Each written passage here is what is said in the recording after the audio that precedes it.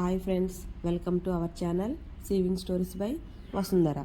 Blouse కుట్టినప్పుడు అందరికీ వచ్చే కామన్ ప్రాబ్లం భుజాలు జారిపోవడం. ఇప్పుడు ఈ వీడియోలో భుజాలు జారకుండా నెక్ ఏ విధంగా కట్ చేసుకొని స్టిచ్ చేసుకోవాలో చూడండి. ఈ విధంగా కట్ చేసుకున్న తర్వాత మిడిల్లో ఫోల్డ్ కనిపిస్తుంది కదా, దీన్ని మిడిల్ పాయింట్ అనుకోండి. ఈ మిడిల్ పాయింట్ దగ్గర నుండి ఒక సైడు 2 ఇంచెస్, ఇంకో సైడు 2 ఇంచెస్కి మార్క్ చేసుకోండి.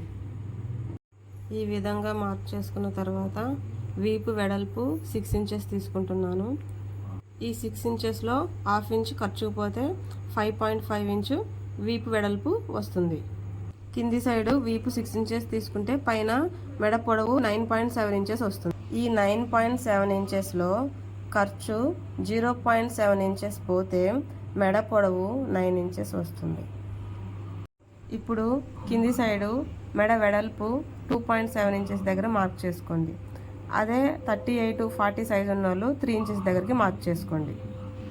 కింది సైడ్ నుండి వీపు వెడల్పు 6 ఇంచెస్ దగ్గరికి మార్క్ చేసుకోవాలి. తర్వాత మార్క్ చేసుకున్న పాయింట్స్ని ఈ విధంగా స్కేల్తో జాయింట్ చేసుకోండి.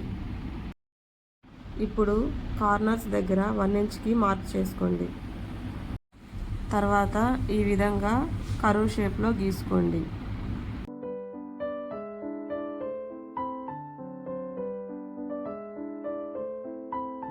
ఇప్పుడు ఫ్రంట్ సైడ్ నెక్ ఎలా గీసుకోవాలో చూడండి. నెక్ పొడవు 7.7 ఇంచెస్ దగ్గరికి మార్క్ చేసుకోండి.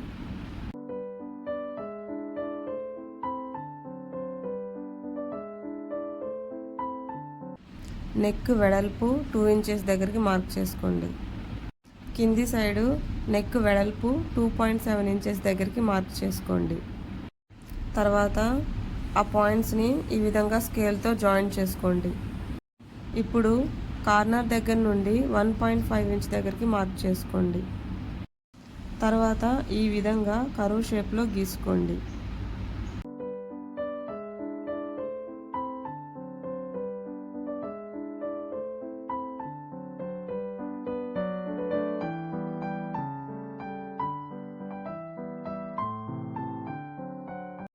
ఇప్పుడు షోల్డర్ దగ్గర ఏ విధంగా జాయిన్ చేయాలో చూడండి.